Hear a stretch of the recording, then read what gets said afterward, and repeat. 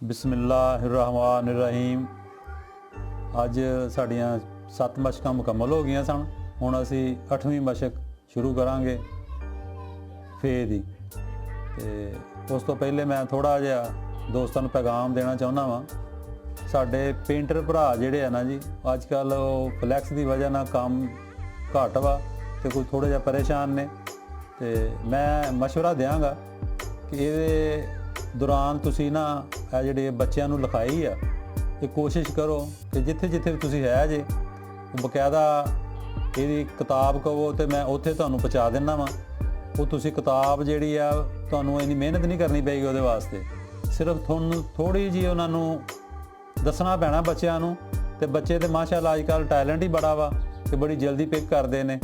तो वो तुहाडा समझ लो ये कारे खैर दे विच तुहाडा हिस्सा भी पै जाएगा तो जरिया मुआश भी वो बन जाएगा इंशाअल्लाह। तो थोड़ी जी मेहनत करनी पैंदी है।